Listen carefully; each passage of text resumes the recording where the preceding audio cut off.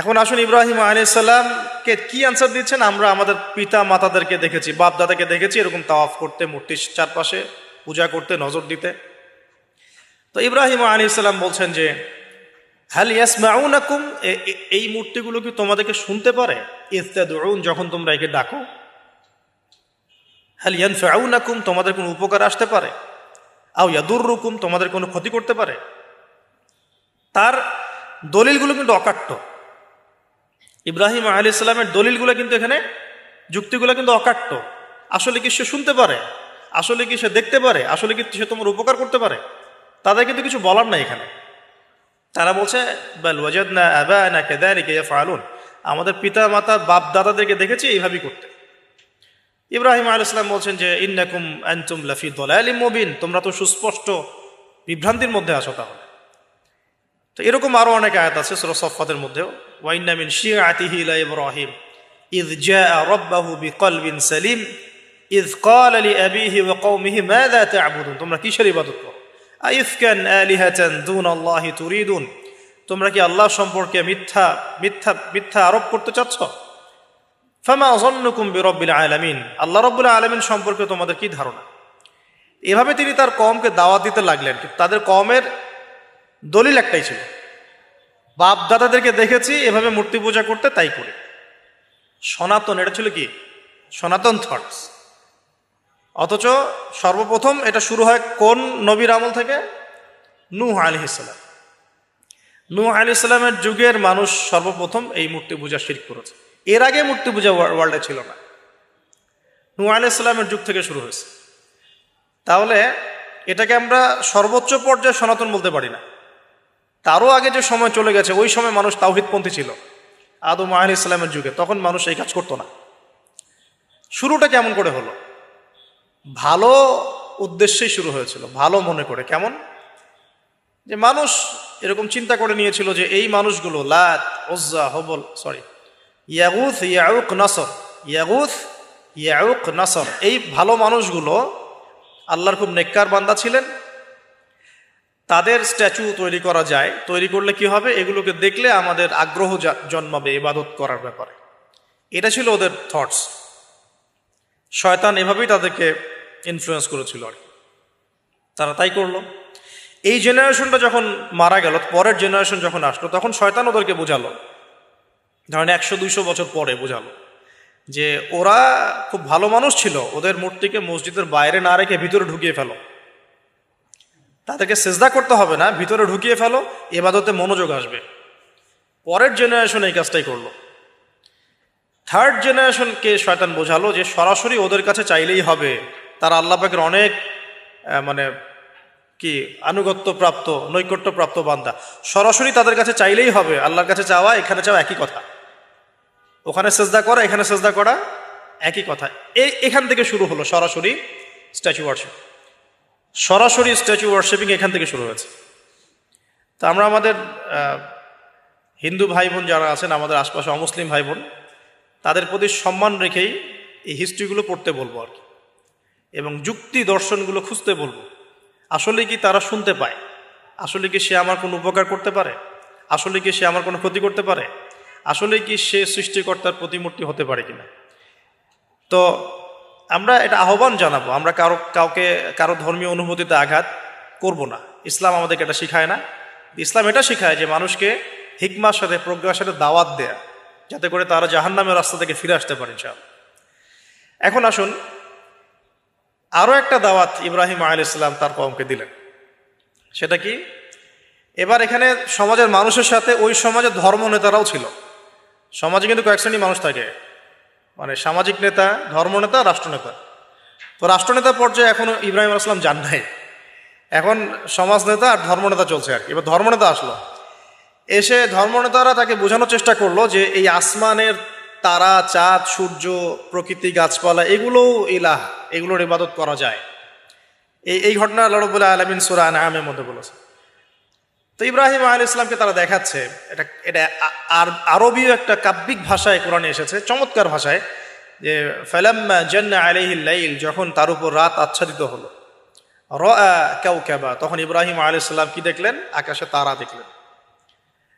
ঠিক আছে, তারা মূর্তি পূজার এখানেই আছে, ধর্মনেতারাও এখানেই আছে। তো তিনি বলছেন হ্যাঁ রব্বি, এটা আমার রব। ফালাম্মা ফালা, যখন তারকাগুলো অস্তমিত হলো, ক্বালা লা উহিব্বুল আফিলিন, আমি তো অস্তমিত যাওয়া জিনিসকে পছন্দ করি না। রব তো অস্তমিত যাবে না, এখানেও যুক্তি লাগবে, তো আমার ফিলোসফি লাগবে, আমার এখানে দর্শন লাগবে, এখানে তো আমাকে মানে প্রজ্ঞা দিয়ে বোঝাতে হবে, এটা তো অস্তমিত হয়ে গেল, এটা তো রব হতে পারে না। ফালাম্মা রাআল কামারা বাযিগান, যখন সে চাঁদকে দেখলো জলজল করছে একদম। আর এখনকার চাঁদ দেখা আগের চাঁদ দেখা তো এক না, এখন তো আমরা চাঁদের আলোই খুঁজে পাই না, তখনকার চাঁদ তো অন্যরকম। বাযিগান মানে জলজল করছে। তখন তিনি বললেন হাযা রব্বি, এটা আমার রব। তখন ফালাম্মা ফালা, যখন এটাও অস্তমিত হয়ে গেল, তিনি বলছেন লাইল্লাম ইয়াহদিয়ানি রব্বি লাকুনান্না মিনাল কওমিদ দাল্লিন, আল্লাহ যদি আমাকে হেদায়েত না দেন তাহলে আমি এই দল্লিনদের অন্তর্ভুক্ত হয়ে যাব। ইব্রাহিম আলাইহিস সালাম বলছেন ফালাম্মা রাআ শামসা বাযিগাতান, যখন এবার সূর্যকে দেখলেন দিনের বেলা, এটা তো আরো বড়। হাযা রব্বি হাযা আকবার, এটা আমার রব, এটা সবচেয়ে বড়। হাযা আকবার, এটা সবচেয়ে বড়। ফালাম্মা আফালাত, এটা যখন অস্তমিত হয়ে গেল, তখন তিনি বলছেন এই কথাটা যে ইয়া কওমি ইন্নী বারিউম মিম্মা তুশরিকুন, হে আমার কওম, তোমরা যেগুলোকে দিয়ে আল্লাহর সাথে শরিক করছো, এখান থেকে আমি আমার চেহারাকে ফিরিয়ে নিলাম। সুবহানাল্লাহ। তখন তিনি এই কথাটা বলেন ইন্নী ওয়াজ্জাহতু ওয়াজহিয়া লিল্লাযী ফাতারাস সামাওয়াতি ওয়াল আরদা হানিফাও ওয়া মা আনা মিনাল মুশরিকিন, আমি আমার চেহারাকে ফিরিয়ে নিচ্ছি এই আসমান সমূহ এবং জমিনের সৃষ্টিকর্তার দিকে, এবং আমি মুশরিকদের অন্তর্ভুক্ত নই। ইন্না সলাতি ওয়া নুসুকি ওয়া মাহইয়ায়া ওয়া মামাতি লিল্লাহি রাব্বিল আলামিন, আমার সলাত, আমার কুরবানি, আমার স্যাক্রিফাইস, আমার জীবন, আমার ফুল লাইফ, আমার মৃত্যু সবকিছু কার জন্য? জগৎসমূহের প্রতিপালক আল্লাহর জন্য। লা শারীকা লাহু, তার কোনো শরীক নাই। ওয়া বিযালিকা উমিরতু, এই একনিষ্ঠভাবে তার ইবাদত করার জন্যই আমি আদিষ্ট হয়েছি।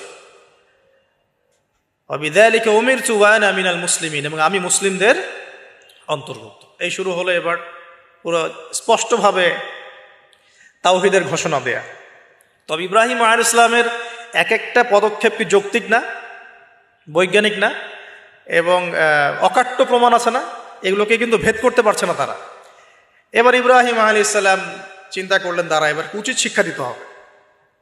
তবে আগে বলে নেই, এই যে উচিত শিক্ষাটার কথা বলছে, এটা আবার আপনারা খবরদার ভুলেও কোথাও দিতে যায় না, ঠিক আছে? এটারও সময় আছে। ইব্রাহিম আলাইহিস সালামের সাথে নবী সাল্লাল্লাহু আলাইহি ওয়াসাল্লামের জীবনের মিলের কথা বলছিলাম।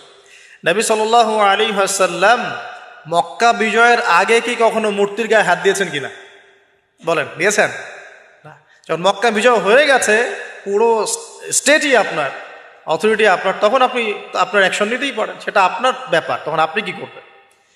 মুহাম্মদ সাল্লাল্লাহু আলাইহি ওয়াসাল্লাম কাবা ঘরে ঢুকে তখন মূর্তি ভেঙেছেন এবং বলেছেন ওয়াকুল জাআল হক ওয়া যাকাল বাতিল ইন্নাল বাতিলা কানা যাহুকা, তাই না?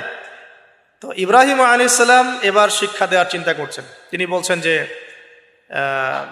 যখন এরা মেলাতে যাবে, ওই উৎসবে যাবে, তখন আমি এদেরকে দেখে নিব। এটা কুরআন চমৎকারভাবে বলেছে যে ইয ক্বালা লিআবিহি ওয়া কওমিহি মাযা তা'বুদুন ইফকান আলিহাতান দুনাল্লাহি তুরিদুন ফামা যান্নুকুম বিরাব্বিল আলামিন। হ্যাঁ, ফারাগা ইলা আলিহাতিহিম ফাকালা আলা তা'কুলুন। ইব্রাহিম আলাইহিস সালাম এবার যখন ওরা মেলায় চলে গেছে, তো যাওয়ার আগে আবার ইব্রাহিম আলাইহিস সালাম বলছিলেন যে ইন্নী সাকিম, আমি হচ্ছি অসুস্থ। আমি কি অসুস্থ? নাযারা নাযরাতান ফিন নুজুম, ইব্রাহিম আলাইহিস সালাম রাতের বেলা আকাশের দিকে তাকালেন একবার, তাকিয়ে ওদেরকে বললেন যে ইন্নী সাকিম, আমি অসুস্থ।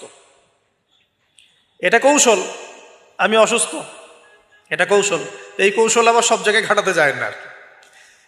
তো এবার যখন তারা চলে গেল, ফারাগা ইলা আলিহাতিহিম ফাকালা আলা তা'কুলুন, এবার তিনি ওই মূর্তি গৃহ যেটা ওদের, ওখানে ঢুকে বলছেন যে আলা তা'কুলুন, তোমাদের কি হলো, খাচ্ছ না কেন? কাদেরকে বলছে এই কথা? মূর্তি, খাচ্ছ না কেন? আলা তা'কুলুন। ফারাগা ইলা আলিহাতিহিম ফাকালা আলা তা'কুলুন মা লাকুম লা তানতিকুন, কি হলো, কথা বলছো না কেন? মা লাকুম লা তানতিকুন, কি হলো, কথা বলছো না কেন? এবার ফারাগা আলাইহিম দরবাম বিল ইয়ামিন, এবার ইয়ামিন মানে ডান হাত, ডানাতে যা পেয়েছিলেন আর কি, তা দিয়ে সবগুলোকে ভেঙে চুরমার করে ফেলছে। ব্যাস, এবার ওরা যখন আসলো এসে বলছে যে আনতা ফাআলতা হাযা বিআলিহাতিনা ইয়া ইব্রাহিম, হে ইব্রাহিম, তুমি কি আমাদের উপাস্যদের সাথে এই কাজ করেছ? ইব্রাহিম বলছেন লা, না, লা আসলে কোরআনে নাই, আমি নিজের মতো করে বললাম আরবি বলতে বলতে। বাল ফাআলাহু কাবীরুহুম হাযা, বরং এই বড়টা এই কাজ করছে। এর মধ্যে সবচেয়ে বড় যেটা আছে এই বেটার কাজ, আমি করি নাই, আমি তো করি নাই। তখন ওরা তো এটা তো হতভম্ব হয়ে গেল, যে সে বলছে যে তুমি তো জানো, তুমি তো খুব ভালো করেই জানো যে তারা কথা বলতে পারে না, নড়াচড়া করতে পারে না, কিছুই করতে পারে না। তখন তিনি বললেন, তাহলে তোমরা কেন এমন ইলাহের উপাসনা করো যে কথাও বলতে পারে না, শুনতেও পারে না, দেখতেও পারে না, তোমার উপকারও করতে পারে না, ক্ষতিও করতে পারে। কিন্তু এবারও কিন্তু যুক্তি নাই কোনো, তাদের কাছে কোনো দলিল নাই, কোনো প্রমাণ নাই, কোনো যুক্তি দর্শন কিচ্ছু নাই। এবার শুরু হলো জুলুম। জালেমের কাজ কি? যুক্তি, জ্ঞান, দর্শন, বিজ্ঞান এগুলো দিয়ে যখন পরাস্ত, এগুলো দিয়ে পারছি না, এবার পেশি শক্তি। এবার কি? পেশি শক্তি। ব্যাস, এবার পেশি শক্তি। ইব্রাহিম আলাইহিস সালামকে নিয়ে যাওয়া হচ্ছে নমরুদের দরবারে। এবার চলো, এবার তোমার আজকে খবর আছে। এবার পুরো রিমান্ড হবে 7 দিনের। একদিন রিমান্ড হলেই অবস্থা খারাপ হয়ে যাওয়ার কথা। ইব্রাহিম আলাইহিস সালামকে এবার নিয়ে যাচ্ছে ধরেন নমরুদের কাছে। কি যে হবে আল্লাহ ভালো জানে। ইব্রাহিম আলাইহিস সালাম যখন যাচ্ছেন তখন কি তিনি জানতেন যে আল্লাহ পাক তাকে আগুন থেকে বাঁচাবেন? এই ঘটনা যে ঘটবে তিনি কি জানতেন? আচ্ছা, আমরা না হয় জানি যে এমনটা হয়েছিল। ইব্রাহিম আলাইহিস সালাম ওই সময় তো আর জানতেন না যে কি হতে যাচ্ছে। তার মানে তার ওই সময় তার ইমানের তেজ, তার স্থিরতা, ইস্তেকামা এবং তাওয়াক্কুল কত বেশি ছিল। তাকে নিয়ে যাওয়া হচ্ছে। এবারে নমরুদের সামনে দাঁড় করিয়ে নমরুদ এবার একটু মজা নিয়ে জিজ্ঞাসা করলো যে কে তোমার রব? ওই কবরের প্রশ্ন করার মতো, মান রব্বুক, তোমার রব কে? তো ইব্রাহিম আলাইহিস সালাম বলছে রব্বি আল্লাযী ইউহয়ী ওয়া ইউমীত, আমার রব তিনি যিনি জীবন দেন, মৃত্যুও দেন। এবার নমরুদ বলছে ক্বালা আনা উহয়ী ওয়া উমীত, আমি তো জীবন দিই আর মৃত্যু দেই। কিভাবে? একজন যাবজ্জীবন প্রাপ্ত আসামিকে ডেকে নিয়ে ছেড়ে দিল, দিয়ে বললো যে জীবন দিলাম। আর একজন আসামিকে ডেকে তৎক্ষণাৎ মৃত্যুদণ্ড দিয়ে মৃত্যু দিলাম। তো ইব্রাহিম দেখলেন আলাইহিস সালাম এ তো মোটা বুদ্ধির মানুষ, কারণ যে যত বড় জালেম হয় তার বুদ্ধি তত মোটা হয়, কিন্তু এটা মাথায় রাখবেন। ফেরাউনের মতো জুলুম মানুষের বুদ্ধি লোপ করে দেয়, আর শিরক মানুষের মধ্যে ভয় সঞ্চার করে। যখন আপনি শিরক করতে থাকবেন মনে খুব ভয় কাজ করবে। এবং মুশরিক বাহিনী কখনো ইসলামের বিজয় লাভ করতে পারে নাই। যে মুসলিম সেনাবাহিনীর মধ্যেও শিরক ছিল না, ওরা যুদ্ধের মাঠে পরাজিত হয়ে গেছে। ইতিহাস ঘাটবেন, মুসলিম যে সেনাবাহিনীর মধ্যে শিরক ছিল ওই সেনাবাহিনী পরাজিত হয়ে গেছে। আবার অল্প গুটি কয়েক সেনাবাহিনী তারা তাওহীদপন্থী ছিল, তারা জয়লাভ করেছে। ইতিহাস ঘেটে দেখবেন। তো জুলুম কি করে? বুদ্ধি লোপ পায়। নমরুদের বুদ্ধি লোপ পেয়ে গেল। তো ইব্রাহিম আলাইহিস সালাম বলছেন রব্বি আল্লাযী ইউহয়ী ওয়া ইউমীত, এ তো এটা বুঝলো না। তাহলে ইন্নাল্লাহ তাআলা ইন্নাল্লাহ ইয়াতি বিশ-শামসি মিনাল মাশরিক ফাতি বিহা মিনাল মাগরিব। ইব্রাহিম আলাইহিস সালাম বলছেন যে আল্লাহ রাব্বুল আলামিন, আমার আল্লাহ, তিনি পূর্ব দিক থেকে সূর্য ওঠান। তো তুমি যদি ইলাহ হয়ে থাকো তাহলে পশ্চিম দিক থেকে উঠাও। এটা আরো বড় অকাট্য দলিল হলো। তার অবস্থাটা আল্লাহ ব্যাখ্যা করছেন এভাবে। আল্লাহ বলছেন ফাবুহিতাল্লাযী কাফার, কাফের একদম হতভম্ব হয়ে গেল। একদম হতভম্ব হয়তো লাভ নাই, পেশি শক্তি আছে আমার। তোমার যুক্তি, বিজ্ঞান, দর্শন, থিওরি তো আমার দরকার নাই। তোমার দিনের জ্ঞানের এলিমেন্ট তোমার দরকার নাই। তোমার ওয়াজ নসিহতের আমার দরকার নাই। আমার কাছে কি আছে? পেশি শক্তি আছে। পিঠায় সব সিধা করে ফেলাবে একেবারে। ব্যাস, ইব্রাহিম আলাইহিস সালামের জন্য বলছে ফাল হাররিকুহু ওয়ানসুরু আলিহাতাকুম, একে জ্বালায় দাও, পুরায় দাও, একে জ্বালায় পুরায় দাও, তোমাদের ইলাহদেরকে সাহায্য করো। আল্লাহ পাক অন্য জায়গায় বলছেন যে ফাআরাদু বিহি কাইদান ফাজআলনাহুমুল আসফালিন, তারা ইব্রাহিম আলাইহিস সালামকে নিয়ে একটা বিশেষ বড় একটা কৌশল করল। এই কৌশলটা কি ছিল? তাকে অগ্নিকুণ্ডের মধ্যে ফেলে দেওয়ার একটা চেষ্টা করলো। আগুন জ্বালিয়ে রাখলো, বলা হয় 40 দিন। এগুলো হিস্ট্রি বা তাফসীরগুলোতে আসছে, আমি জাস্ট পুরান টেক্সট টু দ্য পয়েন্ট বলছি। তো আগুন দাউ দাউ করে জ্বলতে লাগলো। ওই ব্যাবিলন, ওখানকার সব মানুষ দেখছে বিষয়টা। তো ইব্রাহিম আলাইহিস সালামকে ফেলে দেওয়া হবে। দেখেন, যখন ফেলে দেওয়া হবে তখন কি ইব্রাহিম জানতেন যে তিনি আগুনে পুড়বেন না? তিনি তাহলে প্রস্তুত ছিলেন। তিনি তখন জীবন দেওয়ার জন্য প্রস্তুত ছিলেন। ঠিক আছে। এখন তাকে ফেলে দেওয়া হচ্ছে, ঠিক ওই সময়ে জিবরাইল আলাইহিস সালামের আগমন। সুবহানাল্লাহ। তিনি এসে বলছিলেন যে আমার কাছে কোনো হাজত আছে নাকি আপনার? তখনও ইব্রাহিম আলাইহিস সালাম বলেছেন, আপনার কাছে আমার কোনো হাজত নাই, হাসবি আল্লাহ ওয়া নি'মাল ওয়াকিল। এই যে কথাটা আমরা বলি, হাসবুন আল্লাহ ওয়া নি'মাল ওয়াকিল, হাসবি আল্লাহ ওয়া নি'মাল ওয়াকিল। ইব্রাহিম আলাইহিস সালাম বললেন, আল্লাহই আমার জন্য যথেষ্ট এবং তিনিই আমার উত্তম কর্মবিধায়ক। এরকম মোমেন্টে বান্দা যখন আল্লাহকে এভাবে চাবে, আল্লাহ রাব্বুল আলামিন না এসে পারবেন? কখনই পারবেন ইনশাআল্লাহ। তখন আল্লাহ রাব্বুল আলামিনের আদেশ চলে আসলো, ইয়া নার, হে আগুন, কুনি বারদান ওয়া সালামান আলা ইব্রাহিম, ইব্রাহিমের জন্য ঠান্ডা হয়ে যাও, শীতল ঠান্ডা হও, মানে খুব শীতল না, বা আরামদায়ক শীতল ঠান্ডা হয়ে যাও। সুবহানাল্লাহ। এভাবে আল্লাহ রাব্বুল আলামিন ইব্রাহিম আলাইহিস সালামকে অগ্নি পরীক্ষা থেকে বাঁচালেন। ওখানে ইব্রাহিম আলাইহিস সালাম থাকলেন, কোনো ক্ষতি হলো না। তিনি পরবর্তী সময় বলেছিলেন, ওই সময়টুকুর মধ্যেই তিনি শান্তিতে ছিলেন। ওই যে বললাম না, অনেকে যে নির্যাতন নিপীড়নের শিকার হয়, তারপরে বলে যে ওই সময়টুকুই ভালো ছিলাম, আল্লাহকে পেয়েছিলাম, তেলাওয়াত বেশি ছিল, তাহাজ্জুদ বেশি ছিল, পরে ফিতনার যুগে চলে আসছি। তো এই হলো অগ্নি পরীক্ষা। এরপরে কওমকে দাওয়াত দেওয়ার হলো না, সেখান থেকে চলে যেতে হলো। ওই যে যে অগ্নি পরীক্ষা ইব্রাহিম আলাইহিস সালামকে এখানে দিতে হয়েছে, ওই রকম পরীক্ষা আমাদের নবী সাল্লাল্লাহু আলাইহি ওয়াসাল্লামকে দিতে হয়েছে তায়েফের মাঠে, দিতে হয়েছে বদরের মাঠে, উহুদের মাঠে। এখানে আল্লাহ পাক ফেরেশতা নামিয়ে দিয়েছেন সাহায্যের জন্য, বদরের মাঠে দেখেন, উহুদের মাঠে আল্লাহ পাক ফেরেশতা নামিয়েছেন সাহায্যের জন্য। একদম হুবাহু মিল পাবেন আপনি জিনিসগুলো, খালি বাসিরা থাকলেই হবে, ধরতে পারলেই হবে জিনিসগুলো। সামনে যাই, এবার শুরু হলো জীবনের দ্বিতীয় পর্যায়ে। এবার তিনি হিজরত করে চলে যাচ্ছেন। দেখেন এখানেও হিজরত, আবার নবী সাল্লাল্লাহু আলাইহি ওয়াসাল্লামের যুগেও মক্কা থেকে মদিনায় নবীগণের জীবনের সাথে এগুলো জড়িত। ঠিক আছে, এখন যাওয়ার তো একজন সাথী লাগবে। তো একাকিত্বের জীবনের অবসান ঘটলো, আল্লাহ রাব্বুল আলামিন তাকে সাথী দিলেন। সাথীর নাম হচ্ছে সারা আলাইহিস সালাম। কি নাম? অনন্য সুন্দরী নারী ছিলেন। ইতিহাসে বলা হয় যে দুজন নারী সবচেয়ে বেশি সুন্দরী, দুজন। আমাদের মতো আর্টিফিশিয়াল সুন্দরী না, আর্টিফিশিয়াল সুন্দরী কথা বলো, অরিজিনালি সুন্দরী দুজন নারীর কথা বলা হয়েছে। একজন হচ্ছেন হাওয়া আলাইহিস সালাম, অনন্য সুন্দরী নারী ছিলেন, এবং আরেকজন সারা আলাইহিস সালাম, তিনি পরম সুন্দরী নারী ছিলেন। দেখেন সারা আলাইহিস সালাম, তার গর্ভ থেকে কিন্তু পরবর্তীতে মানে সন্তান তো প্রথমে হচ্ছিল না, তাই না? শেষ বয়সে গিয়ে সন্তান হলো। হাজরা আলাইহিস সালামের গর্ভ থেকে কি ইসমাইল, আর সারা আলাইহিস সালামের গর্ভ থেকে ইসহাক। ইসহাক আলাইহিস সালামের পরে ইয়াকুব, আর ইয়াকুবের পরবর্তী বংশধর যারা, তারা কি? বনু ইসরাইল। তাই বনু ইসরাইলের মধ্যে ইউসুফ হাসান, ইউসুফ সবচেয়ে সুন্দর ছেলে না? সারা আলাইহিস সালামের সৌন্দর্য, সুবহানাল্লাহ, কথা বুঝতে পারছেন? মায়ের সৌন্দর্য, মার বাবা, তারা ছিলেন পরম সুন্দর। এখন সারা আলাইহিস সালামের সাথে বিয়ে হলো।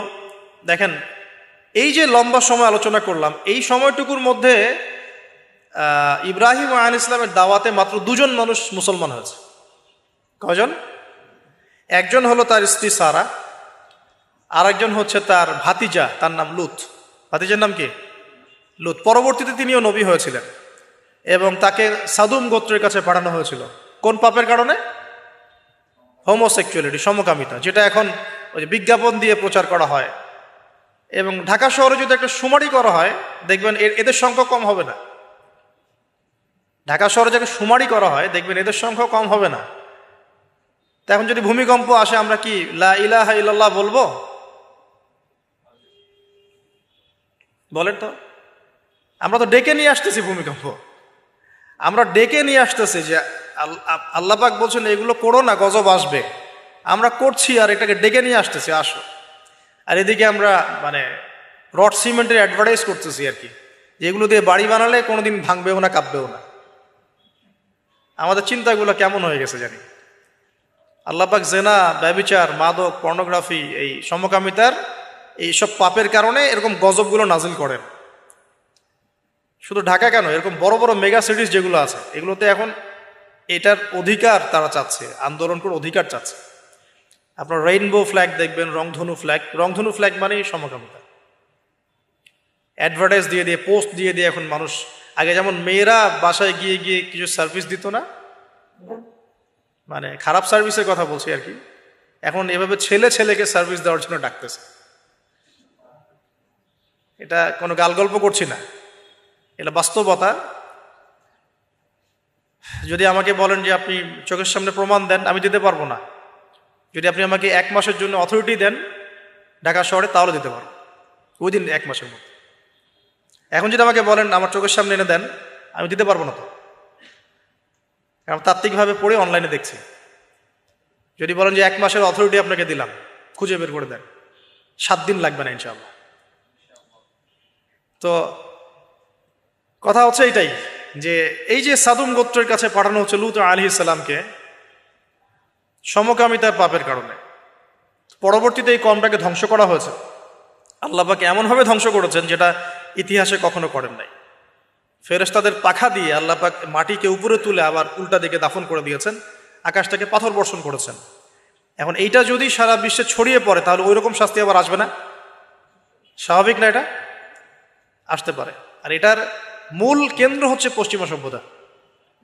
এখান থেকে সারা দুনিয়া ছড়িয়ে পড়তেছে। বাংলাদেশের মতো মুসলিম কান্ট্রিতেও দিন দিন সমকামিতা বাড়ছে। আমাদের বোনদের, আমাদের ভাইদের, গার্ডিয়ানদের অনেক বেশি সচেতন থাকা দরকার। কোনো কোনো ক্ষেত্রে মাদ্রাসার মধ্যেও দেখা গেছে এগুলো, হিপসখানাতেও দেখা গেছে এগুলো। পর্নোগ্রাফির কারণে এগুলো হচ্ছে। পর্নোগ্রাফির কারণে মানুষের রুচি বিকৃত হচ্ছে, এবং সে নারী পুরুষ, গরু ছাগল, হাঁস মুরগি কোনো কিছুর তোয়াক্কা করছে না। কয়েকদিন পর এটাও যদি দেখেন অবাক হবেন না যে মানুষ পশু পাখির সাথে জেনা করতেছে। এটাও যদি দেখেন, আমি অ্যাটলিস্ট অবাক হব না। ধাপ ছিল একটা, প্রথমে মানুষ কি করত? অবৈধ প্রেম করত, এই সম্পর্কে জেনা করত, পরে পরকীয়া শুরু করলো, তারপরে এখন সমকামিতা শুরু হলো, সমকামিতার পরে এখন চাইল্ড অ্যাবিউজিং শুরু হয়েছে, বাচ্চা কাচ্চাদেরকে রেপ করা হচ্ছে, ছোট ছোট মেয়েদেরকে, ছোট ছোট বাচ্চাদেরকে, ইভেন ছোট ছোট ছেলেদেরকেও। এরপরে যদি গবাদি পশুর সাথে জেনা করতে দেখেন, অবাক হওয়ার কিছু নাই, কিচ্ছু নেই অবাক হওয়া। এখন বলেন আমরা শাস্তির দ্বার প্রান্তে আছি না? অ্যাটলিস্ট আমরা যারা দিনদার, দিনকে ভালোবাসি, আমাদের একটা আইডিওলজি ফলো করি, নৈতিকতার কথা বলি, আমরা আমাদের পরিবার, আমাদের ভাই বোন, আমাদের ছেলে মেয়ে, তাদের প্রতি আমাদের খুব সতর্ক দৃষ্টি রাখতে হবে, সর্বোচ্চ সতর্ক থাকতে হবে। আর আমাদের দিনী বোনদেরকেও রিকোয়েস্ট করবো আমরা, যে ভাইদেরকেও তো বলি, বোনদেরকেও বলছি, বিয়ের আগে কোনো প্রকার অবৈধ সম্পর্ক নাই। বিয়ের আগে কোনো প্রকার অবৈধ কোনো সম্পর্ক না। আর এখন অমুসলিম ছেলে আর মুসলিম মেয়ে প্রেম করতেছে, এগুলোকে নিয়ে অনলাইনে অনেক লেখালেখি হচ্ছে, দেখলাম কয়দিন আগে। তো কিছু বোন আমাকে রিকোয়েস্ট করেছিলেন যে একটু আপনার মুখ দিয়ে যদি মানুষ জানতে পারে এটা, যে কোনো অবস্থাতেই মুসলিম মেয়ে কোনো অমুসলিম ছেলের সাথে প্রেম করতে পারে। মুসলমান ছেলের সংখ্যা কম হয়ে গেল, যে বিয়ে করার জন্য মুসলমান ছেলে খুঁজে পাওয়া যাচ্ছে না। পরবর্তীতে তারা সেই মুসলিম বোনের ইজ্জত নষ্ট করে তাকে গর্ভবতী করে দিয়ে ভেঙে যাচ্ছে। এটা ওদের একটা মিশন। আর ওদের মিশনের কথা আমি পরে বলবো। আমি মুসলিম মেয়ে হয়ে কেমন করে একটা অমুসলিম ছেলের সাথে প্রেম করতে পারলাম? আমার বাসার মুসলিম মেয়ে কেমন করে একটা অমুসলিম ছেলের সাথে প্রেম করতে পারবে? এটা তো আমাকে আগে ফাঁসির কাজটা ঝোলানো দরকার, আগে বিচারটা তো আমার করা দরকার আগে। তা আমরা আমাদের দিনী বন্ধুকে সর্বোচ্চ সতর্ক করব। জীবন চলে গেলেও ফিরে আসতে পারে না? আল্লাহর হাতে তো। মানুষ অনেক সময় জীবন মৃত্যু সন্ধিক্ষণে থাকে না, আল্লাহ পাক ফিরিয়ে বাঁচিয়ে দেন না। কিন্তু ইজ্জত চলে গেলে কখনো ফিরে আসে না। ইজ্জত চলে গেলে ফিরে আসে? আল্লাহ আমাদেরকে বোঝার তৌফিক দান করুন। আচ্ছা, ইব্রাহিম আলাইহিস সালামকে কি বলা হয়? খালিলুল্লাহ, আল্লাহর খলিল। ওই নামটা কিন্তু এখনো এখানে আছে আর কি। এখানে হিজরত করা হয়। তারপরে এখানে থাকতে লাগলেন তার স্ত্রী সারা আলাইহিস সালাম। এক সময় ওই এলাকায় একটু দুর্ভিক্ষ দেখা দিল। তখন তারা মিশরের দিকে যাচ্ছিলেন খাবারের সন্ধানে। যাওয়ার সময় সেখানে একটা রাজা ছিল। রাজাটা লম্পট টাইপের। লম্পট রাজা বোঝেন কিনা? যারা নারীর নেশা খুব আর কি, যে মেয়েকেই দেখে তাকে তুলে নিয়ে যায়। এগুলো নতুন পাপ না। ইতিহাসে যেগুলো দেখতে এখন যেগুলো হচ্ছে, এগুলো হিস্ট্রিতে ছিল, আগেও ছিল। কোরআনে এগুলো সবগুলোকে কেন ব্যাখ্যা করা হয়েছে? কারণ শেষ জামানায় শেষ নবীর উম্মতে এগুলো সবই হবে। শেষ নবীর উম্মতের সময় এই সবগুলো রিপিট হবে, কারণ আল্লাহ পাক সব জানিয়ে দিয়েছেন আমাদেরকে কি হয়েছিল আগে। আমরা হচ্ছে সামারি, পাপের সামারি। সারা ওয়ার্ল্ডের যত পাপ ছিল এগুলো সামারাইজিং করা হয়েছে, এই উম্মত হবে এগুলো উম্মতের মতো। এই জন্য আল্লাহ পাক সতর্ক করেছেন বারবার। এখন এই রাজা সারা আলাইহিস সালামের দিকে চোখ দিল। এখানে আমাদের দিনী বোনদেরকে একটা মারাত্মক নসিহত করতে চাই। এটা আমি পড়ছিলাম যখন গত 3 দিন থেকে, আমি 2 বার এখানে পড়তে পড়তে থেমে গেছে। সারা আলাইহিস সালামকে যখন কিডন্যাপ করা হয়েছে তখন 2টো কাজ হয়েছে এখানে। এক, ইব্রাহিম আলাইহিস সালাম সাথে সাথেই তিনি নামাজে দাঁড়িয়ে গেছেন। ইব্রাহিম আলাইহিস সালাম কি করেছেন? নামাজে দাঁড়িয়ে গেছেন। আর সারা আলাইহিস সালামের দিকে যখন হাত বাড়াচ্ছে এই আপনার লম্পট বাদশা, সারা আলাইহিস সালাম সময় চেয়েছেন যে আমি নামাজ পড়ব, আমাকে নামাজ পড়ার ব্যবস্থা করে দেয়া হোক। সারা আলাইহিস সালাম অজু করে এসেছেন, অজু করে নামাজে দাঁড়িয়েছেন।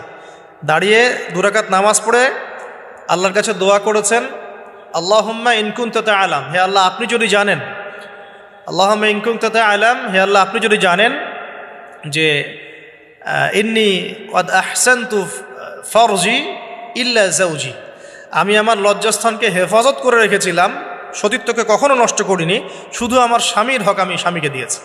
মানে আমি আমার স্বামী ছাড়া অন্য কারো কাছে আমার সতীত্ব নষ্ট করি নাই। যদি আপনি এটা জেনে থাকেন, আল্লাহ ফানসুরনি, আল্লাহ আপনি আমাকে সাহায্য করেন, ওয়ালা তুসমিত আলাইয়া হাযাল কাফির, আমার উপরে এই কাফেরকে আপনি বিজয়ী করেন না। এই দোয়াটা দিনী বোনরা মুখস্থ করে রাখতে পারেন, কারণ অনেকেই চলতে ফিরতে উঠতে বসতে অনেক রকম হ্যারাসমেন্টের শিকার হন। যদি আপনি সতীত্ব রক্ষা করে চলতে পারেন তখন আল্লাহর কাছে দোয়া করবেন, আল্লাহ আপনি যদি জেনে থাকেন আমি আমার সতীত্ব রক্ষা করেছি, আমি অনেস্ট, আমি আমার সতীত্ব রক্ষা করেছি, কারো সামনে আমি আমার সতীত্ব নষ্ট করি নাই, আল্লাহ আপনি এই জালেমের এগেনস্টে, এই কাফের এগেনস্টে, এই ফাসেকের এগেনস্টে আমাকে সাহায্য করেন। এই দোয়া করার সাথে সাথেই এই বাদশার হাতটা অবশ হয়ে গেছে, হাত আর আগাচ্ছে না, হাত প্যারালাইজ হয়ে গেছে, পড়ে গেল সে। তখন আবার তিনি দোয়া করছেন সারা আলাইহিস সালাম, আল্লাহ এখন যদি সে মারা যায় তার মানুষ মনে করবে আমি মেরে ফেলছি। তখন আল্লাহ পাক তাকে ছেড়ে দিলেন, ভালো হয়ে উঠলো। আবার ওই যে বললাম পশুর স্বভাব তো কখনো ঠিক হয় না, আবার হাত দেওয়া চেষ্টা করলো, আবার অবশ হয়ে গেল। এভাবে 3-4 বার চেষ্টা করেছে। এরপরে যখন পারছে না তখন সে বলছে যে আমার সামনে কোন শয়তানকে তোমরা নিয়ে আসছো, সে তার ভাষায় বলছে আর কি, আমার সামনে কোন শয়তানকে হাজির করছো, একে নিয়ে যাও আমার সামনে থেকে। তো ছেড়ে দিল। তারপরে সাথে হাজারা আলাইহিস সালামকেও মানে হাদিয়া হিসেবে দিয়ে দিয়েছে, একে নিয়ে যাও। এবার হাজরা আলাইহিস সালাম, সারা আলাইহিস সালাম, ইব্রাহিম আলাইহিস সালাম কেনানে চলে আসলেন। এখন সারা আলাইহিস সালাম তো ভাবছেন তিনি বন্ধা, তিনি ভাবছেন যে আমার সন্তান হচ্ছে না। তখন ইব্রাহিম আলাইহিস সালামের বয়স প্রায় 86 বছর। কত বছর? আর সারা আলাইহিস সালামের বয়স প্রায় 70। তো 70 বছর হয়ে গেছে একটা মহিলার, মনে করেন বাচ্চা কাচ্চা হয়নি, তাহলে তো তার মনে হবে যে আমার মনে হয় বাচ্চা কাচ্চা হবে না, স্বামীর তো বংশ বাড়ছে না, তো বংশ রক্ষার স্বার্থে আমি তাকে একটা বিয়ে দেওয়ার চেষ্টা করছি। তখন হাজরা আলাইহিস সালামের সাথে তার বিয়ে দেওয়া। এই হলো সেকেন্ড ওয়াইফ। এখনকার পশ্চিমা সভ্যতা অবশ্য আমাদেরকে শেখায় যে একজন নোবেল মানুষ আর কি, মানে a noble man can not marry মানে টুয়াইস থার্ড, এটা শিখায় যে একজন ভালো মানুষ একাধিক বিয়ে করতে পারে না। এটা নোবেলরা মানে পশ্চিমরা শেখায়। কিন্তু ওরা আবার এটা শেখানোর সাথে সাথে তাদের সোসাইটির মধ্যে একজন মানুষ 10টা-20টা মেয়ের সাথে জেনার চর্চা ঠিকই করে, এটা আবার ওখানে অ্যাভেলেবল। তো নবীগণের সুন্নাহ, এটা কাদের সুন্নাহ? নবীগণের সুন্নাহ। কারণ নবীগণ এগুলো ম্যানেজ করতে পারতেন, মেনটেন করতে পারতেন, তাদেরকে আল্লাহ পাক ফিজিক্যাল, মেন্টাল সব ধরনের অ্যাবিলিটি দিয়েছিলেন। এবার বিয়ে হয়ে গেল, কিসের উদ্দেশ্যে দেওয়া হয়েছে? সন্তান। এবার 86 বছর বয়সে আল্লাহ রাব্বুল আলামিন ইব্রাহিম আলাইহিস সালামকে সন্তান দান করলেন। সুবহানাল্লাহ। এই সন্তানের নাম কি? ইসমাঈল আলাইহিস সালাম। সন্তান জন্ম হয়ে গেল, পরীক্ষাও। ইব্রাহিম আলাইহিস সালামের জীবন তো পুরোটাই পরীক্ষা। বাবার থেকে বিচ্ছিন্নতা পরীক্ষা, আগুনের পরীক্ষা, সমাজ থেকে বিচ্ছিন্নতা পরীক্ষা, আবার এই যে এখন পরীক্ষা, আরো বড় বড় পরীক্ষা শুরু হচ্ছে। কি পরীক্ষা? এবার বলছেন স্ত্রী এবং সন্তানকে রেখে আসো মক্কায়।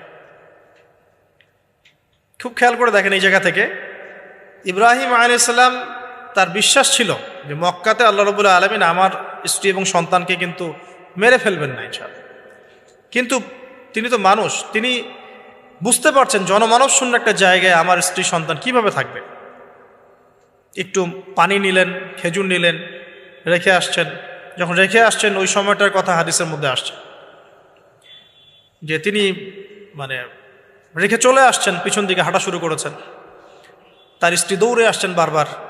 চিন্তা করেন একটু, মানে আবেগ দিয়ে ভাবেন জিনিসটাকে। আইনা তাযহাবু ইয়া ইব্রাহিম, কোথায় যাচ্ছেন আপনি? স্ত্রীকে তখনও বলা হয়নি যে তোমাদেরকে রেখে চলে যাবো এখান থেকে। স্ত্রীকে তখনও কিন্তু বলা হয় নাই যে তোমাকে রেখে চলে যাবো এখানে, তোমার সন্তানের এই যে দুধের বাচ্চা রেখে চলে যাবো, তখনও কিন্তু তারা জানেন না। জিজ্ঞাসা করছেন আইনা তাযহাবু ইয়া ইব্রাহিম, কোথায় যাচ্ছেন ইব্রাহিম, কোথায় যাচ্ছেন ইব্রাহিম? বুকের মধ্যে পাথর বাঁধা, তখন বুকের মধ্যে তখন ইব্রাহিম আলাইহিস সালাম কে পাথর বাঁধা। এটা পুরুষ, এই ফিলিংসগুলো পুরুষরা বুঝবে, মেয়েরা বুঝবে না। এই বুকে বুকে পাথর বেঁধে হাসি মুখে থাকার যে অনুভূতি, এটা পুরুষরা বুঝবে, মেয়েরা বুঝবে না, তাই না ব্যাপারটা? তো ইব্রাহিম আলাইহিস সালামের বুকে তখন পাথর বাঁধে, তিনি কথাই বলতে পারতেছেন, তখন তিনি বললেন যে আপনি কি আল্লাহর হুকুমে রেখে যাচ্ছেন আমাদেরকে এখানে? তখন ইব্রাহিম শুধু মাথা নাড়লেন, মুখ দিয়ে হ্যাঁও বলেন নাই, মাথা নাড়ছেন খালি। তখন মাশা আল্লাহ, এই যে ইসমাইলের মা আলাইহিস সালাম, তিনি বলছেন যে তাহলে আল্লাহ পাক, তাহলে আল্লাহ রাব্বুল আলামিন, আর যদি আপনি আল্লাহর হুকুমেই আমাদেরকে রেখে গিয়ে থাকেন, তাহলে আল্লাহ পাক আমাদেরকে কশ্চিনকালেও ধ্বংস করবেন না। এমন মহান তাওয়াক্কুলকে দেখালেন স্ত্রী হাজারা আলাইহিস সালাম। এবার আসেন, উনিও কিন্তু দেখতে পাচ্ছেন যে আশপাশে কোনো মানুষই নাই, জনমানব শূন্য জায়গা, পানি নাই, খাবার নেই, কিছুই নাই। এবার ইব্রাহিম যখন চলে আসলেন, একটা পাহাড়ের আড়ালে গিয়ে দাঁড়ালেন কিছু দূরে এসে, তখন হাত তুলে আল্লাহর কাছে দোয়া করা শুরু করলেন। রব্বি, সূরা ইব্রাহিমের মধ্যে আসছে, রব্বি ইন্নী আসকানতু মিন যুররিয়্যাতি বিওয়াদিন গায়রি যি যার'ইন ইনদা বাইতিকাল মুহাররম রব্বানা লিয়ুকিমুস সালাহ ফাজআল আফইদাতাম মিনান নাসি তাহওয়ি ইলাইহিম ওয়ারযুকহুম মিনাথ থামারাতি লাআল্লাহুম ইয়াশকুরুন। সুবহানাল্লাহ, তিনি দোয়া করছেন, আল্লাহ আমি আমার স্ত্রী এবং আমার সন্তানকে জনমানবহীন বিরান একটা জায়গায় তোমার ঘরের কাছে রেখে আসলাম। আল্লাহ এই কারণে যাতে করে তারা নামাজ কায়েম করে। কি করে? আল্লাহ তুমি মানুষের মনগুলোকে তাদের দিকে ঘুরিয়ে দিও এবং তাদেরকে ফলাদি দিয়ে রিজিক দিও, যাতে করে তারা তোমার শুকরিয়া আদায় করতে পারে। এখনও দেখেন ওই জায়গায় নামাজ ঠিকই কায়েম হচ্ছে। ওই জায়গায় কিন্তু নামাজ পড়েও যেমন শান্তি, নামাজের আসল রুহানিয়াত ওখানে বোঝা যায়। 24 ঘন্টা ওখানে নামাজ, তাওয়াফ, সাই চলতেই আছে, 1 মিনিটের জন্য বন্ধ হচ্ছে না। দেখেন, তারপরে মানুষের মন অটোমেটিক ওখানে ঘোরানো থাকে। সবাই চায় জীবনে অন্তত একটাবার হজ করতে, একটাবার আল্লাহর ঘর দেখতে। আর পৃথিবীর এমন কোনো ফল পাবেন না সেখানে নাই। অথচ ওখানে কিন্তু খুব কৃষিভিত্তিক কিছু চাষ হয় না, খুব একটা চাষ হয় না। তো ইব্রাহিম আলাইহিস সালামের দোয়ার বরকত দেখেন, কি বরকত! ব্যাস আল্লাহ রাব্বুল আলামিন কবুল করলেন। এবার এই যে খাবার পানি যখন ফুরিয়ে আসলো, তখন এই যে মা হাজরা আলাইহিস সালাম ছোটাছুটি শুরু করলেন সাফা আর মারওয়ায়, সাফা মারওয়ায়। একবার সাফার উপরে ওঠেন, একবার মারওয়া। এখনকার সাফা মারওয়া না, এখন মোজাইক দিয়ে টাইলস করে দেওয়া সাফা মারওয়া না, যেটা আমরা সাই করি, এই সাই সেই সাই না। ওইটা তখন ছিল একদম রুক্ষ একটা জায়গা, জীর্ণ শীর্ণ একদম ভূমি ছিল। আর এখন তো কয়েক তালা হয়েছে। এটা যারা ওমরা হজ করেছেন বা হজ করেছেন তারা জানেন। তো এরকম বিরান জায়গা সাফা মারওয়া, একজন মহিলা, একজন নারী, তার কি জাজবা! সে এই শক্তি কোথায় পাচ্ছে? কোথায়? সেই তাওয়াক্কুল কোথায় পাচ্ছে? কোন আশা নিয়ে সে ছুটছে আর কি? আর আমরা কোন আশা নিয়ে দুনিয়ার পথে ছুটছি আর কি?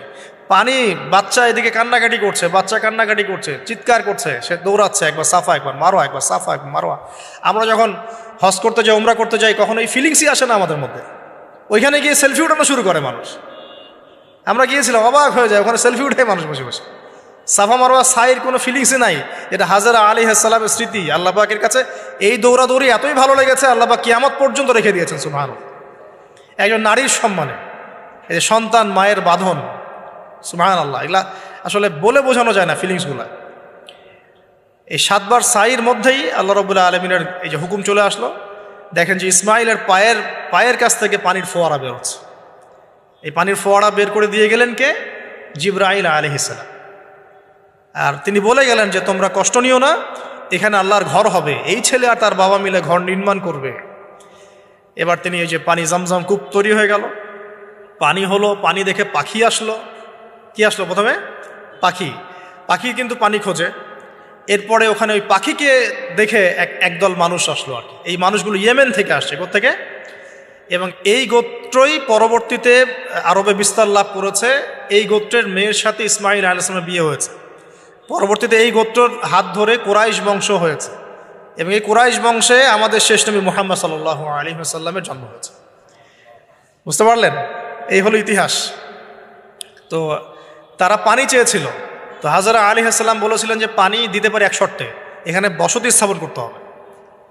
ওরা তো আরও ভালো, বসতি স্থাপন করবো, পানিও পাবো, সব তো আরও ভালো হলো। এখানে ইসমাইল আলাইহিস সালাম বড় হন, পরবর্তীতে এখানকারই এক মেয়েকে তিনি বিয়ে করেন, নারীকে বিয়ে করেন। তার বংশতে আসে মুহাম্মদ, তার বংশতে আস্তে আস্তে যে কুরাইশ, বনু হাশিম, বনু মাখজুম, এগুলো হতে হতে হতে মুহাম্মদ সাল্লাল্লাহু আলাইহি ওয়াসাল্লাম কুরাইশ বংশে জন্ম নেন। তাহলে আমাদের নবীর পিতা কে বলেন? ইসমাইল। কোন কে? ইসমাইল আলাইহিস সালামকে বলা হয় আরব জাতির পিতা, আলাদা করে আরব জাতির পিতা।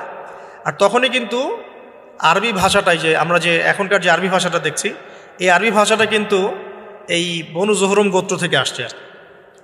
বুঝতে পারছেন? এই গোত্রের ভাষা ছিল এই ক্লাসিক্যাল আরবি ভাষা, আমরা যে আরবিটা এখন চর্চা করি। তো এবার ইসমাইল আলাইহিস সালামের বয়স যখন এবার আবার একটু বড় হলো, বেশি হলো, 10 থেকে 13 বছর, তখন আরেকটা পরীক্ষা। এর মাঝে মাঝে বাবা আসেন, দেখেন যান, দেখেন যান। এখন শেষ বয়সে যারা সন্তান পেয়েছেন তারা এই জিনিসগুলো বুঝেন। আমরা যারা বিয়ে শাদী করি নাই, সন্তান হয় নাই, আমরা আসলে এগুলো পড়ি, বুঝতে পারি। কারো যদি সন্তান মারা গিয়ে থাকে, তাকে দাফন করে থাকেন, তারা এই ফিলিংসগুলো বোঝেন, বুঝবেন। কিন্তু যারা সন্তানের বাবা হই নাই, আমরা মানে আনম্যারিড অ্যাডাল্ট হইনি, আমরা এগুলো বুঝি না, আমরা এগুলো পড়ি, আমরা এগুলো যে রিডিং পড়তে পারি। আসেন, পরীক্ষা শেষ, পুরস্কার লাগবে। পুরস্কার কি? পুরস্কার হচ্ছে এখন ছেলে আর বাবা মিলে এখন কাবা ঘর বানাও তোমরা। সুবহানাল্লাহ, কত বড় সম্মান! আল্লাহ পাকের ঘর নির্মাণ করো বাবা ছেলে মিলে, বাস ছেলে বাবা মিলে কাবা ঘর নির্মাণ করছে। দেখেন এই স্মৃতিটাও কত মধুর, ছেলে বাবা মিলে কাবা ঘর নির্মাণ করছে। দেখেন, হ্যাঁ, ওয়াতাহির বাইতি লিত-তাইফিনা ওয়াল আকিফিনা ওয়া রুকআইস সুজুদ, আমার এই ঘরটাকে কি করো? পবিত্র রাখো, তাওয়াফকারীর জন্যে, ইতিকাফকারীর জন্যে, নামাজ পড়বে যারা। এখনও সেটা চলছে, কিন্তু এখনও চলছে। এরপরে বানানো শেষ, তখন দুজনে দোয়া করছেন, দুটা দোয়া, রব্বানা তাকাব্বাল মিন্না ইন্নাকা আনতাস সামিউল আলিম। এটা আমরাও দোয়া করি, রব্বানা তাকাব্বাল মিন্না ইন্নাকা আনতাস সামিউল আলিম ওয়া তুব আলাইনা ইন্নাকা আনতাত তাওয়াবুর রহিম। এটা একটা দোয়া করেছেন। রব্বানা ওয়াবআথ ফীহিম রাসূলাম মিনহুম ইয়াতলু আলাইহিম আয়াতিকা ওয়া ইউআল্লিমুহুমুল কিতাবা ওয়াল হিকমা ওয়া ইউযাক্কিহিম ইন্নাকা আনতাল আজিজুল হাকীম। এই দুটো দোয়া তিনি করেছেন ওখানে। তো দোয়া শেষ, কাবা ঘর নির্মাণ করা শেষ। ইব্রাহিম আলাইহিস সালাম 200 বছর বেঁচে ছিলেন, বলা হয় তিনি 200 বছর বেঁচে ছিলেন। এরপরে তিনি যখন ফিরে গেছেন কেনানে, তখন গিয়ে শুনেছেন তার এই স্ত্রী সারা আলাইহিস সালামও গর্ভবতী হয়েছে, মাশাআল্লাহ। এবং তিনি অবাক হয়েছিলেন যে এই বয়সে গর্ভবতী কিভাবে। সূরা হিজরের মধ্যে ঘটনাটা আছে যে 2-3 জন ফেরেশতা এসেছেন বাসায় মানুষের রূপ ধরে। তাফসিরে দেখেছি তাদের নাম, একজন জিবরাইল, একজন মিকাইল, একজন ইসরাফিল আলাইহিস সালাম। তিনজন এসেছেন মানুষের রূপ ধরে। এবং ইব্রাহিম আলাইহিস সালাম বাছুর ভুনা করে দিয়েছেন খেতে। ইব্রাহিম আলাইহিস সালামকে কিন্তু এই জন্য বলা হয় মেহমানদের পিতা, মেহমানদেরও পিতা বলা হয়। খুবই মেহমানদারি করতেন তিনি, খুব বেশি মেহমানদারি করতেন। আরবে এই ট্রেডিশনটা এখনও আছে, মেহমানদারি করানোর ট্রেডিশনটা এখনও আছে। তো তারা হাত বাড়িয়ে খাচ্ছে না, এটা দেখে তিনি ভয় পেলেন। তখন তিনি বললেন যে ভয় পাওয়ার কোনো কারণ নাই। তারা বললেন ভয় পাওয়ার কোনো কারণ নাই, আমরা এসেছি লুতের কওমের কাছে, ওই কওমের উপরে আযাব অবধারিত হয়ে গেছে এবং আমরা এখানে সেখানে আল্লাহর গজব ফেলব। তো এরপরে কি হলো ওটা তো আপনারা জানেন। এখানে সুসংবাদ দিয়েছিলেন যে আপনার স্ত্রী সারা, তিনি সন্তান জন্ম দিবেন ইনশাআল্লাহ। সারা আলাইহিস সালাম তিনি অবাক হয়েছেন যে এই বয়সে কিভাবে। তখন তারা বলেছেন আল্লাহর রহমত থেকে কি আপনি অবাক হচ্ছেন? তার গর্ভে এরপরে জন্ম নিল ইসহাক আলাইহিসসালাম। ইসহাক আলাইহিসসালামের পরে আসছে ইয়াকুব আলাইহিসসালাম। তারপরে ইয়াকুব আলাইহিসসালামের আরেকটা নাম হচ্ছে ইসরাইল, তার নামে পুরো কওমের নাম বনু ইসরাইল। তারপরে ইউসুফ, ইউনুস, এই যে এভাবে ট্রেন চলতে থাকে। বলা হয় যে 1,24,000 নবী রসুলের মধ্যে, বলা হয় 1,24,000 নবী রসুলের মধ্যে বেশিরভাগ নবী এই বংশে এসেছে। তাহলে দেখেন, যে নারীর সন্তান হচ্ছিল না দীর্ঘদিন ধরে, সেই নারী হয়ে গেলেন নবীগণের মা। সেই নারী হয়ে গেলেন কি? আল্লাহ পাকের রহমত। তাহলে তাদের পরিবারে কত পরীক্ষা, কত ট্র্যাজেডি, কত রহমত, কত আল্লাহ পাকের মারেফত, অলৌকিকতা। তো এই সব কিছু মিলিয়ে হচ্ছে আমাদের এই যে আপনার জিলহজের 10 দিন, কুরবানি, আমাদের হজ, আমাদের ওমরা, আমাদের তাওয়াফ, আমাদের সাই, আমাদের কুরবানি, যে আমাদের পাথর নিক্ষেপ করা, এই পুরো বিষয়গুলো ইব্রাহিম আলাইহিসসালামের এই মহান জীবনের সাথে সম্পৃক্ত আছে। তো আমরা এই জীবন থেকে যে শিক্ষাগুলো পাইলাম, এই শিক্ষাগুলোর পয়েন্টসগুলো একটু খালি খেয়াল করি। 1 নম্বর, ইব্রাহিম আলাইহিসসালামের জীবন থেকে শিক্ষা পেলাম আত্মসমর্পণের। 1 নম্বর শিক্ষা কি ভাই? আত্মসমর্পণ। মানে জীবনের যেখানেই আল্লাহ পাকের যে হুকুম আসবে মাথা পেতে নিতে হবে, কোনো প্রশ্ন করা যাবে না, কোনো প্রশ্ন করা যাবে না, কোনো যুক্তি, বিজ্ঞান, দর্শনও খোঁজার দরকার নেই। হ্যাঁ, থাকতে পারে, কিন্তু আমি সেটার জ্ঞান নাও রাখতে পারি। যুক্তি থাকতে পারে, বিজ্ঞান থাকতে পারে, দর্শন থাকতেও পারে, এটা কিছু কিছু আমার বুঝে আসতেও পারে। আবার এমন হতে পারে বেশিরভাগই আমি বুঝতে পারছি না, তারপরেও আমাকে আত্মসমর্পণ করতেই হবে। এর নাম হলো ইসলাম। এটা হলো প্রথম কথা। দ্বিতীয় হচ্ছে যে যারা এরকম করে আত্মসমর্পণ করবে তাদেরকে তাওহীদপন্থী হতে হবে। ইব্রাহিম আলাইহিস সালামের পুরো এই লাইফ হিস্ট্রিটার মধ্যে আছে তাওহীদ, তাওহীদ আর তাওহীদ, একত্ববাদ, একত্ববাদ, একত্ববাদ। আল্লাহ রাব্বুল আলামিনের একত্ববাদ শিখুন, কিতাবুত তাওহীদ, এই টাইপের বইগুলো পড়ুন, শিরক থেকে দূরে থাকুন। ইনশাআল্লাহ যে ব্যক্তি শিরক থেকে দূরে থাকবে, তাওহীদপন্থী হবে, সে মৃত্যুবরণ করলে জান্নাতে যাবে ইনশাআল্লাহ। মান মাতা লা ইউশরিক বিল্লাহি শাইআ দাখালাল জান্নাহ। যে ব্যক্তি মৃত্যুবরণ করবে এমন অবস্থায় যে আল্লাহর সাথে শরীক করে নাই, সে জান্নাতে যাবে ইনশাআল্লাহ। তো ইব্রাহিমের চেতনা আমাদেরকে শেখায় তাওহীদ, ইব্রাহিমের চেতনা আমাদেরকে শেখায় আত্মসমর্পণ, ইসলাম, আত্মসমর্পণ এবং তাওহীদ। আরও শেখায় আল্লাহর প্রতি তাওয়াক্কুল। আল্লাহর প্রতি কি? তাওয়াক্কুল, ভরসা করা। কিভাবে তারা ভরসা করেছে, তাওয়াক্কুল করেছেন। সবসময় বলেছেন হাসবি আল্লাহ ওয়া নি'মাল ওয়াকিল, হাসবি আল্লাহ ওয়া নি'মাল। বলা হয় যে এই কালিমাটাও যদি সকাল সন্ধ্যায় কেউ 7 বার করে পড়ে, হাসবি আল্লাহু লা ইলাহা ইল্লা হু আলাইহি তাওয়াক্কালতু ওয়া হুয়া রাব্বুল আরশিল আযীম, এই দোয়াটাও যদি সকাল সন্ধ্যায় কেউ 7 বার করে পড়ে, দুনিয়া আখিরাতের যে কোনো প্রয়োজন আল্লাহ পূরণ করে দিবেন ইনশাআল্লাহ। এটাও সূরা তাওবার মধ্যে আছে, ঠিক আছে। তারপরে 4 নম্বর হচ্ছে যে জ্ঞানতাত্ত্বিক যুদ্ধ। মানে ইব্রাহিম আলাইহিস সালাম কিন্তু হাত দিয়ে যুদ্ধ করেন নাই, কিন্তু জ্ঞানতাত্ত্বিক দর্শন দিয়ে, জ্ঞান দিয়ে তিনি কিন্তু সারা জীবন ধরেই যুদ্ধ করে গেছেন মানে বাতিলপন্থীদের সাথে। আপনারা শুরুতে দেখলেন একটা একটা করে। 5 নম্বর হচ্ছে যে তার জীবনে হিজরতের ঘটনা ছিল। তাকে পরিবার থেকে বাধা পেতে হয়েছে, সমাজ থেকে বাধা পেতে হয়েছে, তাকে ধর্মনেতারা চ্যালেঞ্জ করেছে, এমনকি নমরুদের অগ্নি পরীক্ষাতেও পড়তে হয়েছে, তারপরে তাকে হিজরতও করতে হয়েছে। এই প্রত্যেকটা সুন্নত আমাদের নবী সাল্লাল্লাহু আলাইহি ওয়াসাল্লামের জীবনেও হয়েছে। তাকেও পরিবার থেকে বাধা দেওয়া হয়েছে, সমাজ বাধা দিয়েছে, তাকে ধর্মনেতারা বাধা দিয়েছে এবং তাকেও দেশ ছাড়া করা হয়েছে। 5 নম্বর, নেককার স্ত্রীর ভূমিকা। তাদের উভয়ের জীবনে নেককার স্ত্রীর একটা মারাত্মক ভূমিকা ছিল। কিন্তু চিন্তা করে দেখেন, যদি আমরা সারা আলাইহিস সালাম আর হাজারা আলাইহিস সালামকে এই পুরো হিস্ট্রি আর গল্পটা থেকে মাইনাস করে দিই, গল্পের কতটুকু বাকি থাকে? বুঝতে পারছেন না? এই পুরো গল্প থেকে যদি আমরা এই 2টা ক্যারেক্টারকে মাইনাস করি, তাহলে কিন্তু গল্পের আর কিছু বাকি থাকে না, মানে খুব কমই বাকি থাকে। তার মানে তারা এখানে অনেক ভাইটাল ক্যারেক্টার। এই কারণে আমাদের জীবনেও সবচেয়ে ভাইটাল ক্যারেক্টার কারা? আমাদের স্ত্রীরা। আমাদের পিতামাতার চাইতেও বেশি বড় ভাইটাল ক্যারেক্টার কারা? তো এই জন্য স্ত্রী এবং স্বামী চুজ করার ক্ষেত্রে সর্বোচ্চ সতর্ক থাকতে হবে।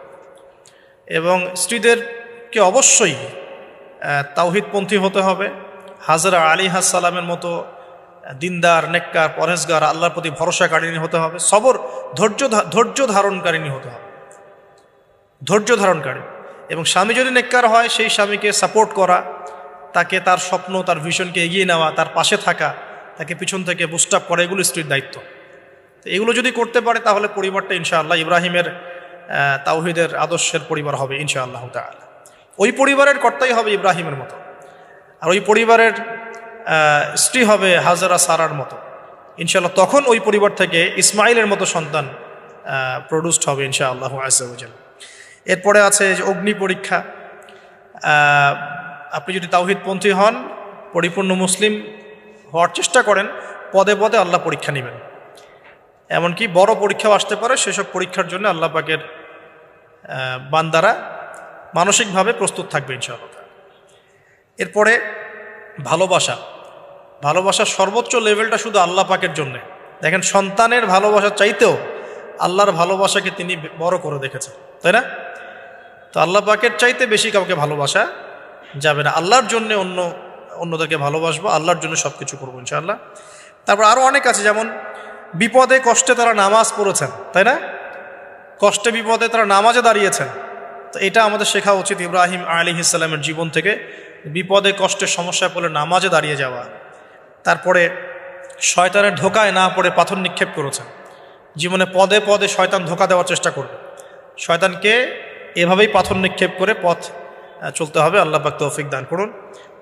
এছাড়াও আল্লাহ রাব্বুল আলামিনের বন্ধু ছিলেন ইব্রাহিম আলাইহিস সালাম। আল্লাহ রাব্বুল আলামিন তার সাথে কুরবানি এবং হজের মহান স্মৃতিকে জড়িত করেছেন। তো যারা আমরা হজ করতে যাব ইনশাআল্লাহ, উমরা করতে যাবেন যারা, বা কুরবানি করব আমরা এই সামনে, অবশ্যই ইব্রাহিম আলাইহিস সালামের জীবনী, ইসমাইল আলাইহিস সালামের জীবনী, হাজেরা আলাইহিস সালামের জীবনী, তাদের এই পুরো হিস্ট্রিটা অন্তত একবার পড়ে দেখব কুরবানি করার আগে। তাহলে ইনশাআল্লাহ ইবাদতে আমরা অনেক বেশি স্বাদ পাব। আর সবশেষ কথা হচ্ছে যে এই যে ইব্রাহিম আলাইহিস সালামকে সারা জীবন ধরে পরীক্ষা দিতে হলো, তিনি আত্মসমর্পণ করলেন, হিজরত করলেন, তিনি বাইতুল্লাহ নির্মাণ করলেন, সন্তান কুরবানির মতো পরীক্ষা দিলেন, স্ত্রীকে রেখে আসলেন ইত্যাদি। তার এই পুরো জীবনটাতে তার পাশে সংখ্যাগরিষ্ঠ মানুষটা সাথে ছিল না কখনো। তার পাশে খুব বেশি মানুষ ছিল না, অল্প কিছু মানুষই ছিল, ঠিক আছে? তো হকপন্থী মানুষ অল্প হবে, এটা সত্য, এবং তাদের উপরে আল্লাহ রাব্বুল আলামিনের রহমত বরকত থাকবে। শেষ কথা হচ্ছে, ইব্রাহিম আলাইহিস সালাম যখন এভাবে একা একা পরীক্ষা দিচ্ছিলেন, তখন আল্লাহ পাক একটা কথা বলেছেন, ওইটা দিয়ে আমি শেষ করছি। আল্লাহ রাব্বুল আলামিন বলেছেন যে ইব্রাহিম একাই একটা উম্মাহ, ইব্রাহিম একাই একটা উম্মাহ। তো যদি আপনি একাই হকপন্থী হন, আল্লাহ পাকের কাছে আপনি পুরো একটা উম্মার সমান গুরুত্ব রাখবেন ইনশাআল্লাহ তাআলা।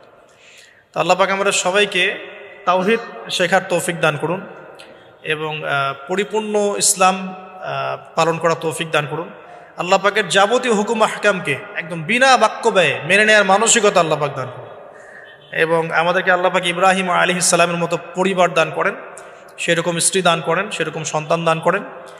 আর সর্বোপরি যতদিন পর্যন্ত আমাদের সমাজে, আমাদের পরিবারে ইব্রাহিমের মতো পিতা, হাজেরা সারার মতো মার, ইসমাইলের মতো সন্তান জন্ম হচ্ছে না, ততদিন আমরা পরিপূর্ণ দিন প্রতিষ্ঠা করতে পারছি না।